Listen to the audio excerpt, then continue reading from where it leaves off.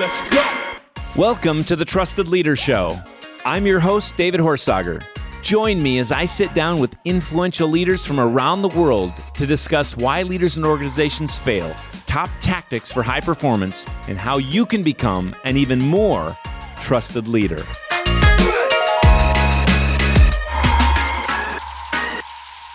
Welcome to the Trusted Leader Show. It's David Horsager, and today I have a special guest, Coach Jim Johnson. Thanks for coming on the show. Author, coach, speaker, friend.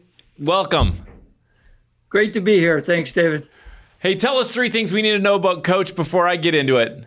3 things we know about Coach. Well, I'm a family man. I've been married for 38 years to the same woman, which is always good. And we have 1 son. It's been hard on us because he lives in California and we live on the East Coast. And I grew up in a family of educators. So I ended up being a teacher and coach. My father was actually my high school basketball coach. So and I'm the oldest of 6 children. So I'll give you a little quick background. Well, you're a coach turned kind of leadership expert, resilience, and all these kind of things. Tell us about, I want to get into this because when I was, I know you and I know some of the we're going to get into some of the principles that you share a little bit, but tell us 3 times you took over programs, basketball programs, where you turned them around in a pretty short period of time. Tell us, what did you do? Well, I'll start with the bad news is the 3 good ones was after the first one were my first year as a head coach. I led this team to 17 consecutive losses and they fired me. So, that sounds like my high school, by the way. High school, I think we were where we won about every game in football. I played for the winningest high school football coach in the state of Minnesota.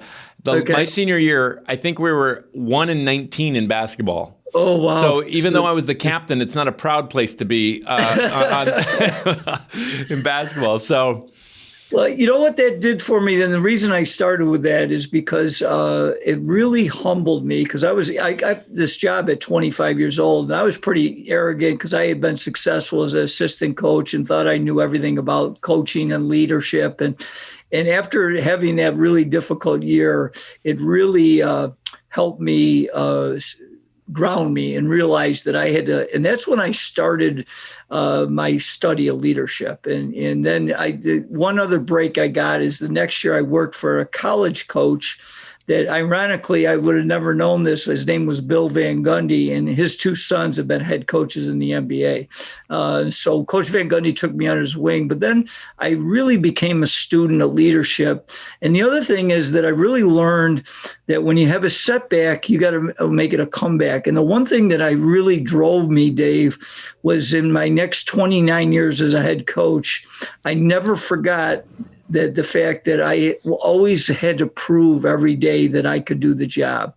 So then to answer your question specifically, I just was much more clear about my leadership principles and what I wanted to do. And it started by being a better leader of me. Mm-hmm. And number 2 is really getting clarity of the type of student athletes that I wanted to have on my team. And those were, certainly we can get into more leadership principles, but those are where I started. And when I had more clarity, it really helped me. And we were able to I took over 3 programs that all had losing teams before we got there. And the latest we turned around a team and they have a winning record was the second year. So we were able to implement some things fairly quickly and got the ball rolling in the right direction. Ball rolling. That's all about you. That's all you talk about, but let's go to it. We talk about this a lot, Trust Edge Leadership Institute, and talking, our book, my new book, The Trusted Leader. But we talk about that where you said you start by leading you. What are you doing to lead you these days, and what did you do then? One of the first things is I started to read more, and one of the books that earlier in my career was I read 7 Habits from Dr. Covey, and one of the things he talked about was your why. What's your personal mission? And when I read the book, I had very little clarity about what I really wanted to be all about. And so I really started, and in fact, that's one of the things I teach people is how to discover your mission. And when I got clarity about that is my mission statement is to be an outstanding role model that makes a positive difference in the world by helping others make their dreams come true. And when I got clarity about that, my players then really understood what I stood for. There was no confusion, that I was going to lead by example. We were going to do things the right way. We were going to do things with integrity. And we were going to do that consistently, day in and day out. So that's what I mean by leading by myself is I think you have to have a foundation of what your why are you on this earth? And then live it consistently. And I'm not saying I've made my share of mistakes, but the closer I live to my personal mission, the better leader I became for others.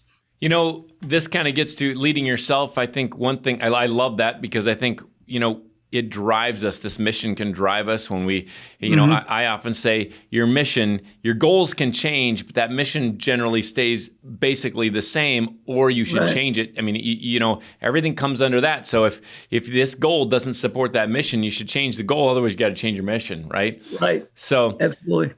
What about leading you from a practical standpoint of daily? I mean, what kind of, a lot of times great leaders like you, and certainly when you're coaching and as an athlete, and I know you've got an incredible marathon time still today, but what are you doing daily? Daily habits, daily routine, maybe it's your morning routine or just habits. I know when you came and visited and stayed overnight, we had to make sure you worked out, but what are some of the daily habits?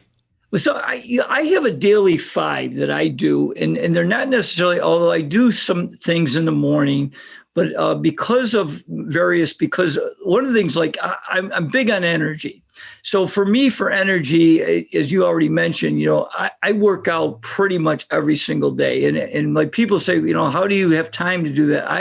I look at it the other way. I need to do that, because it just makes me such a stronger person because I have more energy by working out. So, one of the things I advise people is something like working out is I make an appointment with myself every day. Now, I'm probably a little bit different.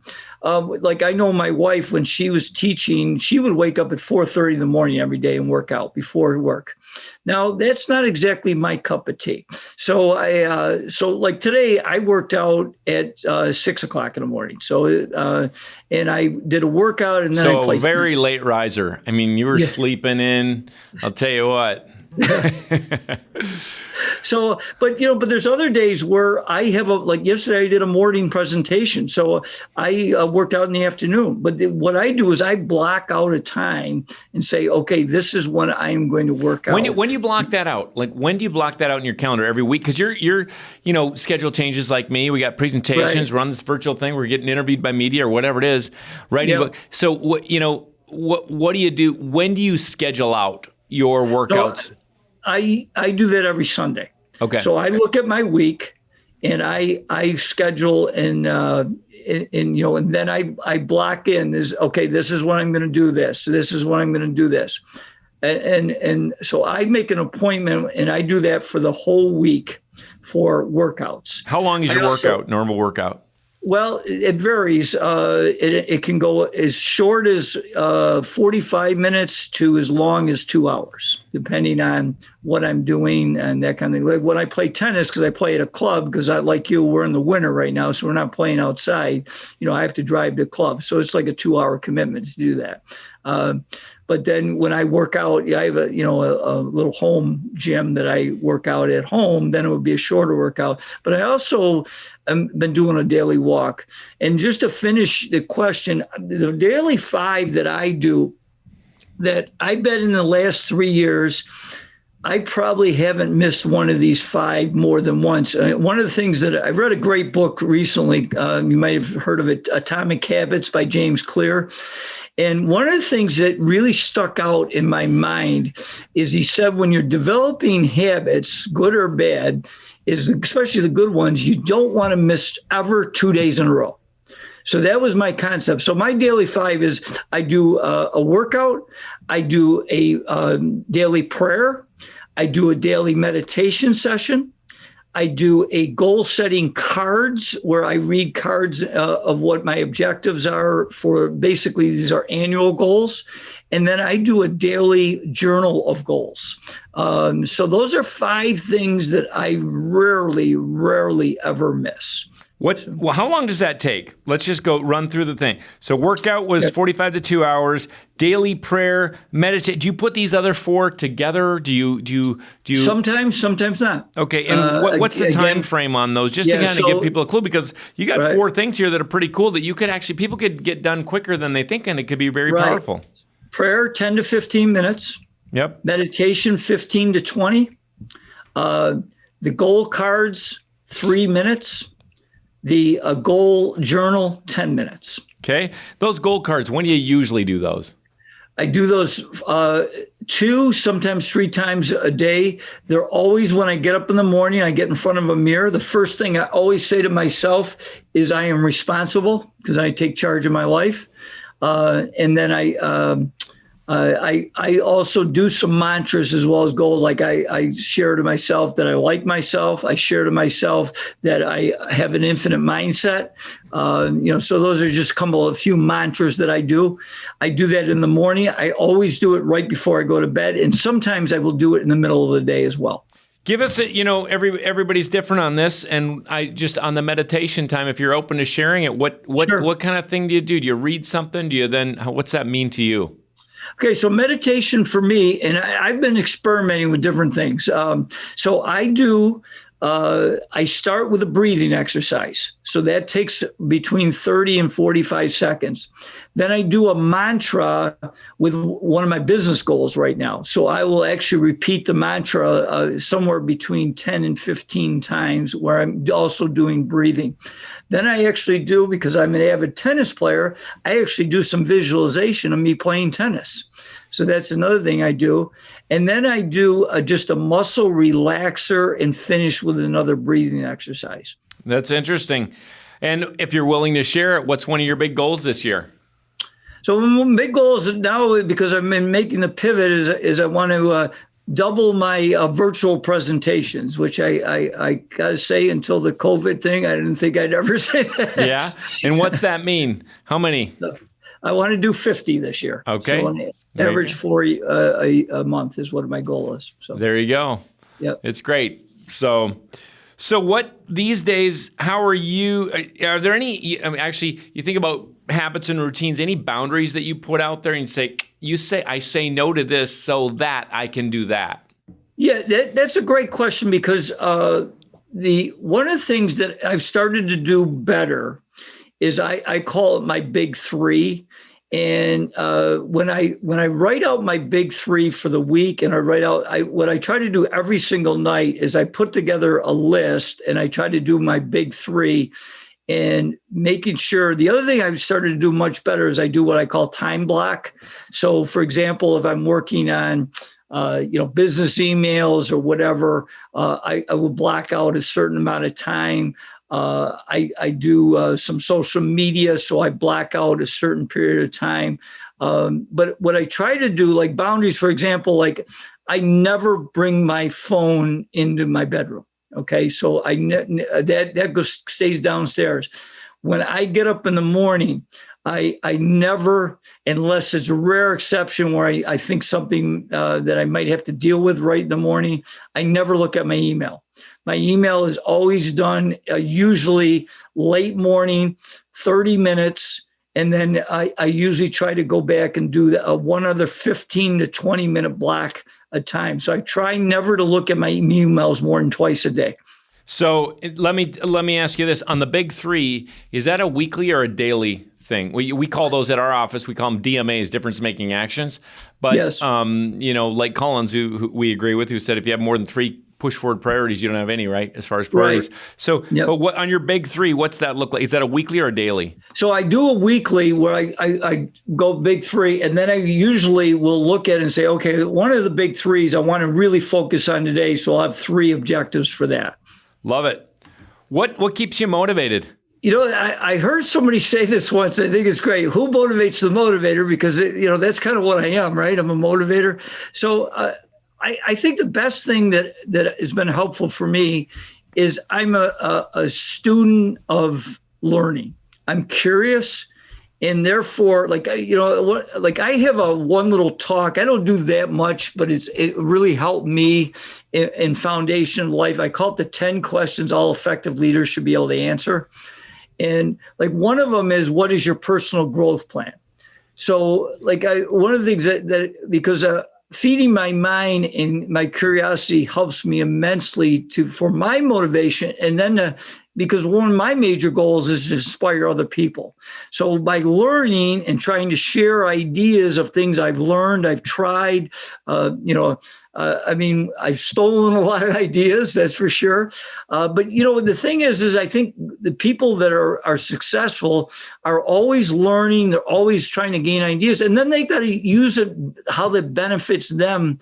Not necessarily the exact same way that Dave, you would do it, or someone else would do it. It's got to fit my style. What I'm doing.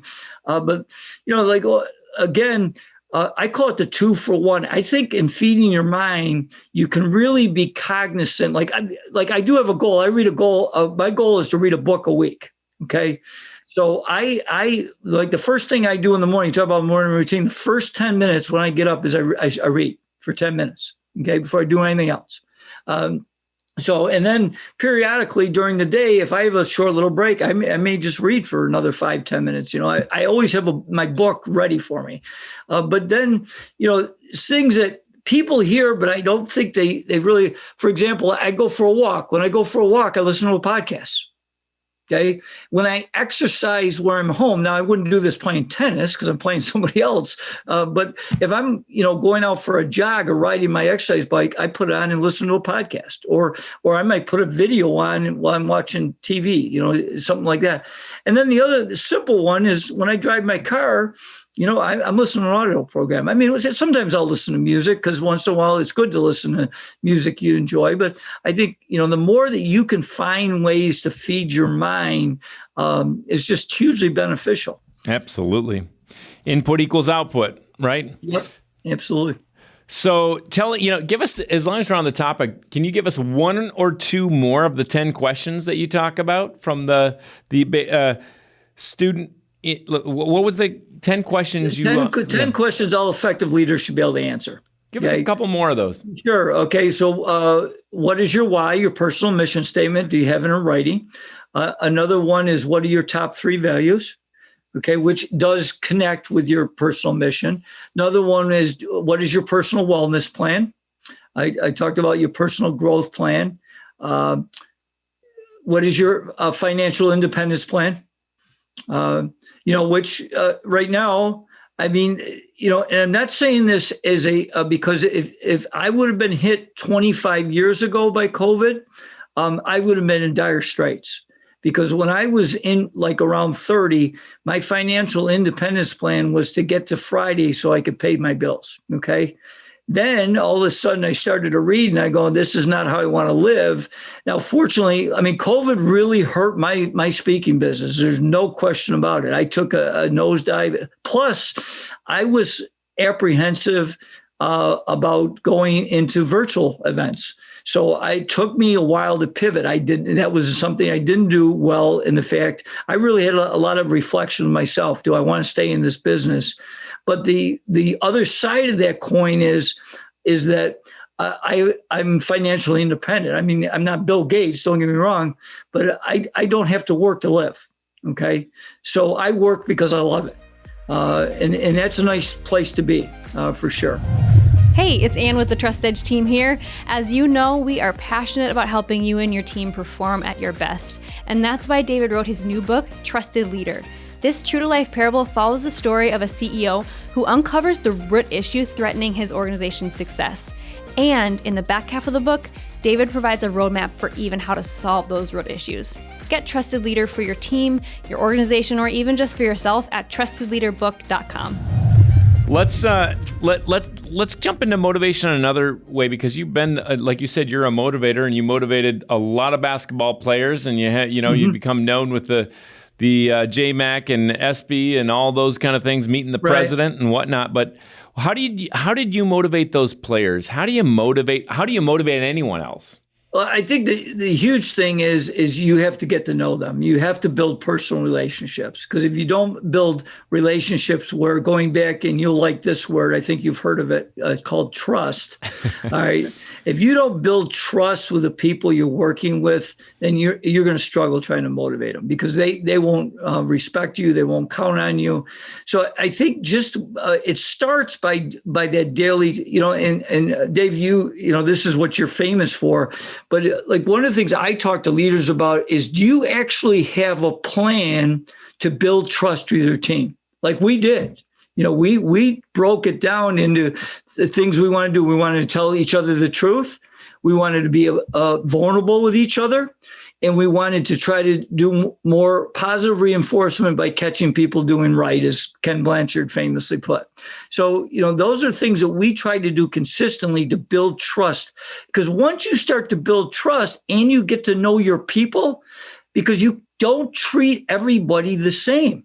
And that's where we get into is what motivates you, Dave, may not motivate me, or vice versa. Or what motivates Sally might not motivate Mary. So one of the things is, yes, there are some general things, like we had a quote of the day every day. Now, but some people are going to take that quote in much stronger than others. But I think it's just constantly. And the other thing that I found in motivation is you have to have stories.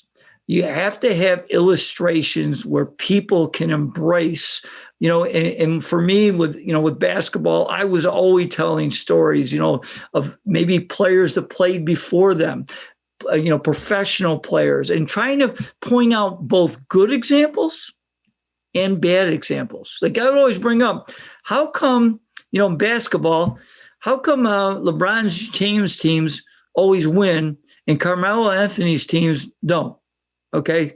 And not to pick on either one of those guys. I probably have a little bit with Carmelo Anthony, but there has something to do. Right now in basketball, Kyrie Irving, one of the most talented guys in the NBA, he's on AWOL. You can't trust him. You can't count on him. Yeah. And when you get into that thing, it goes back to what we were talking about. You asked me how we turned our programs around. You got to get the right people on the bus. I know I'm still in the Jim Collins thing, but it's so true. If you don't have the right people, because talent is important. Don't get me wrong.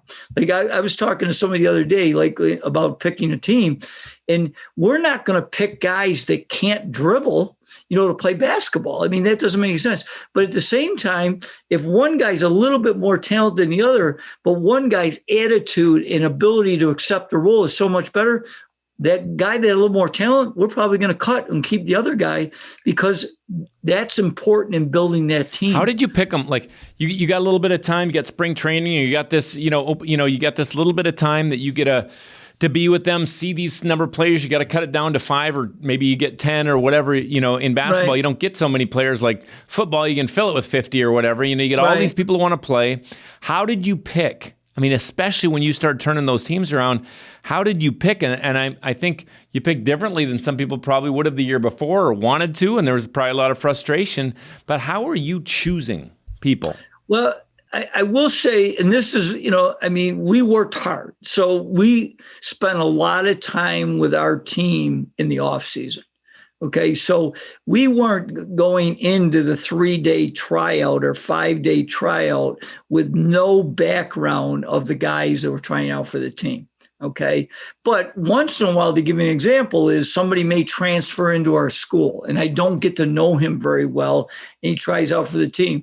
Then, just like people going for a job, I'm checking their references. I'm going to go to his teachers.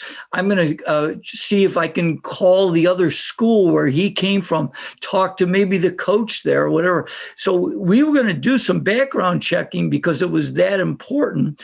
And then as far as the overall with the guys that we knew, we're testing them all the time. How are they going to handle certain situations?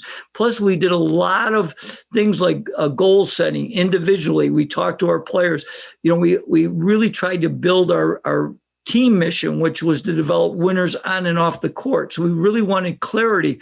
And we were defining every single day, what does it take to win on the court? It's not just winning the game. Oh, that's certainly a measurable thing. We also wanted to, what kind of teammate are you? Like when we talked about aspects of picking a team. One of the things we talked about was we wanted we over me guys. We wanted guys that were thinking of the team first. We wanted guys that were humble, whether we won or lost, they could handle both of those in the correct way. All right. And we wanted guys that had drive, that wanted to be coached and wanted to be better.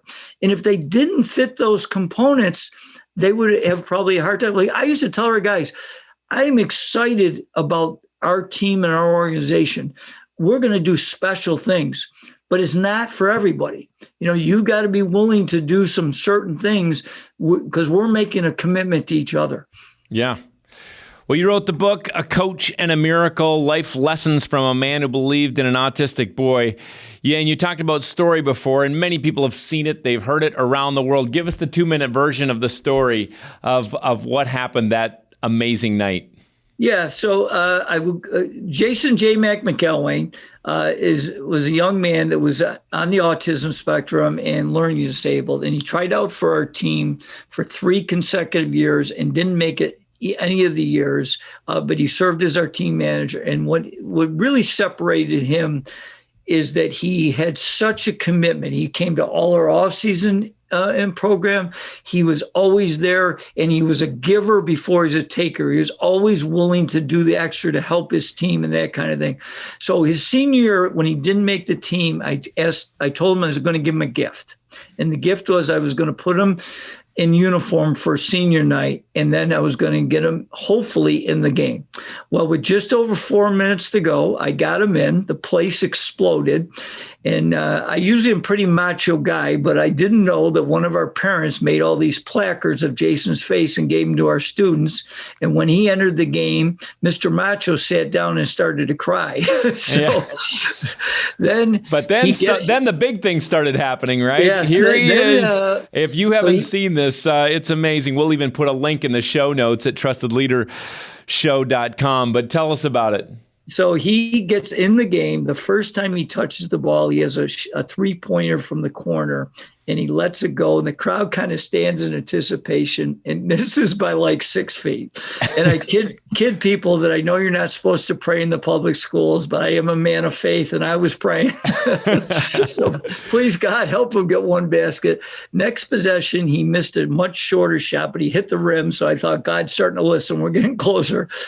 And his third possession, he makes a 3-pointer, and the place just explodes, Dave. And I was so thrilled. I'm thinking, God must be a basketball fan. Not only has Jason scored, he's got a 3-pointer. It can't get any better than this, right? Wrong. For the next 3 minutes, he turns into his boyhood idol, the late, great Kobe Bryant. And like Kobe, he just starts making shot after shot.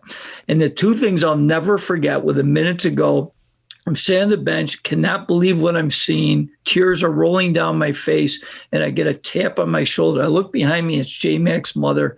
She's bawling her eyes out, and she whispers in my ear, Coach, this is the best gift you could have ever given my son. Of course, what would you have done? I cried harder. And then how the game ended, Spencer Porter, our opponent that night, and I want to give kudos to their coach and their players. They were great sports that night. They score, and our player takes it out of bounds with less than 10 seconds to go. And he normally throws it to our point guard. He throws it to Jason, and Jason's dribbling down. And I thought Spencer Porter would just let him go and he'd go in and make a layup. Oh no, he pulls up like 2 feet behind the arc. He lets go this shot. I'm thinking, Jason, don't shoot from there. That's way too far. This ball goes swish. I look over, our student body runs on the floor. Our players are on the floor. I think I'm living the movie Rudy. Yeah.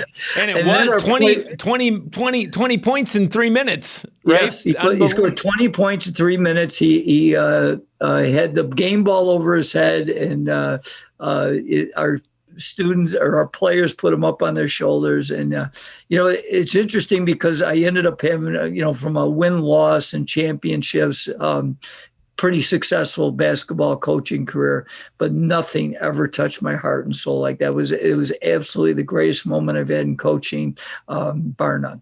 Yeah. And all of a sudden you're getting calls from ESPN and around the world, and it was a nonstop media frenzy, and it kind of has been. 15-year anniversary on that night here coming up in February, isn't it? Yeah. So That's exciting. So it's a great book. Let's touch on, before we start to bring it all together here, you got 7 leadership keys to be an effective leader. People need to buy the book and they need to listen to all that you have to say, but let's touch on one of those that you want to pick out, one or two of them. Go ahead and let's jump into one or two of those that you think. Let's share that with this audience of trusted leaders. Okay, I'm going to start because I'm not going to steal your thunder, because one of them is building trust, but that's already, you cover that, so I'll go to another one. So I'm going to say 2. The first one is effective communication, and why that's so essential. I mean, it's obvious, but not so obvious. Is that the best thing that I did as a coach? I became better in, doing little speeches before games and that kind of thing.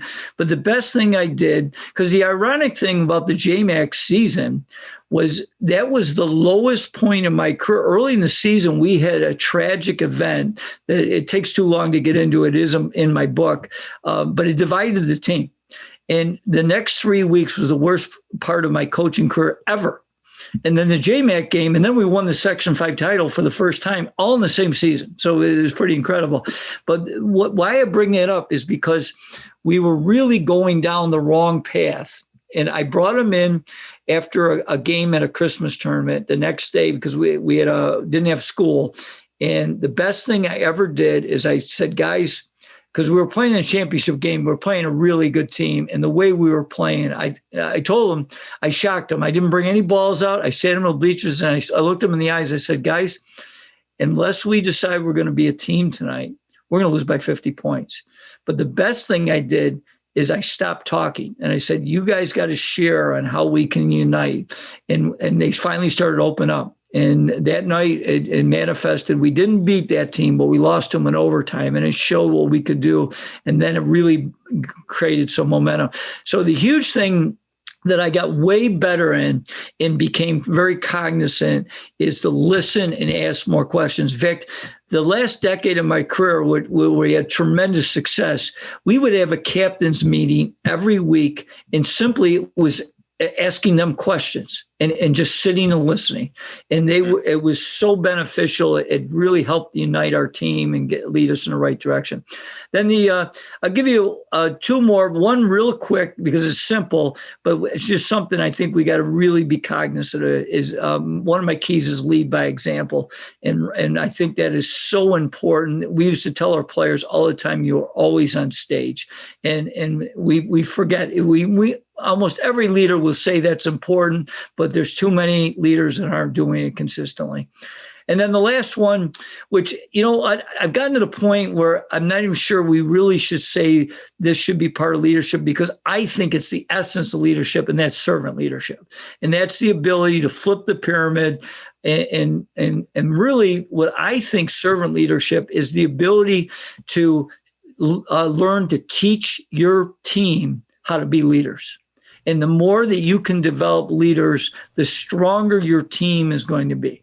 Love it. Those are great. I'll tell you, the always on the stage thing is even more so now with social media. I think if people don't recognize it's not, you're not always on stage. It's always on stage. The stage is always there, right? Yeah, absolutely. So it's fantastic. Let's jump in here. There's so much I could ask, so much I could look at, and together with you. And I just appreciated our friendship. Let's get into a quick little lightning round. What's your favorite book or resource right now? Well, I brought up the favorite book that I've read recently was Atomic Habits, but I'm an avid reader, so there's so many great books. I love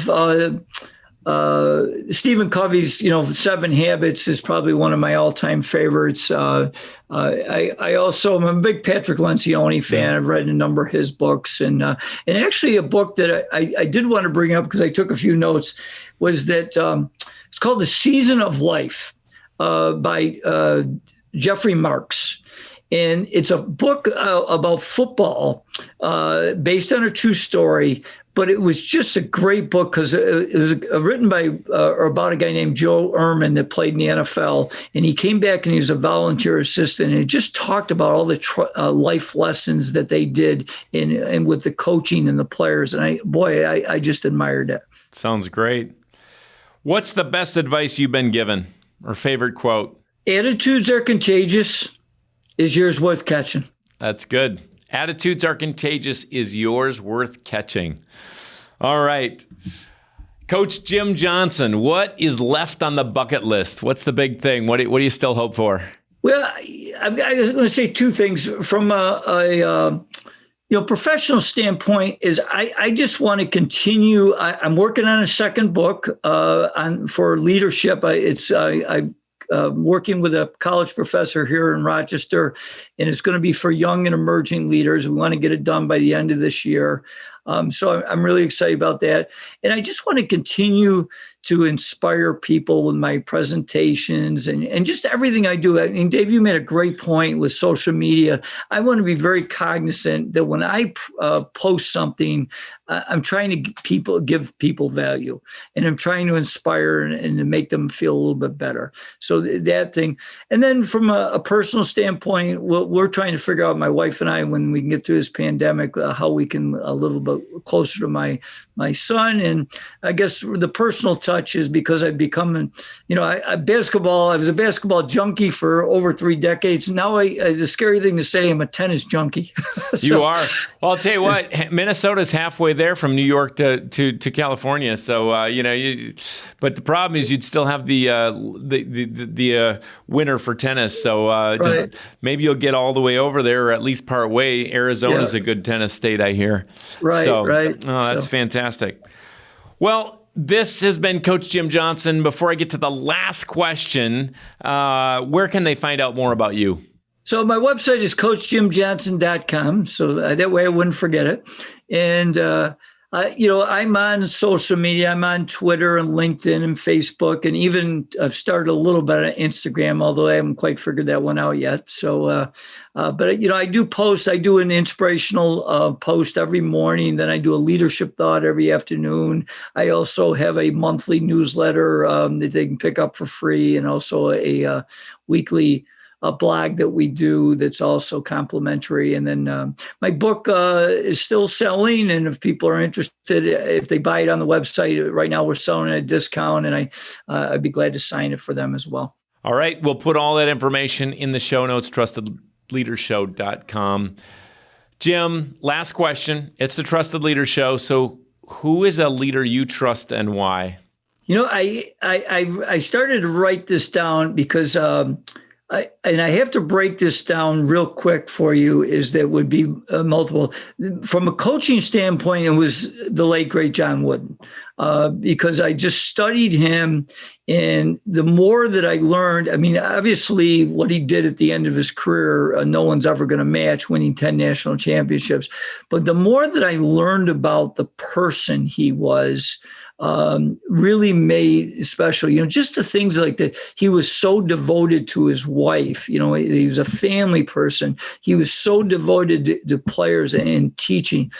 And then as far as I had the pleasure, I know you know him better than I do, but I did get a chance to meet him. I'm just a big Ken Blanchard fan. And I was a big Stephen Covey fan, because you know what? I think the thing that, is what I admire about you, Dave, as well, is I believe you live your message.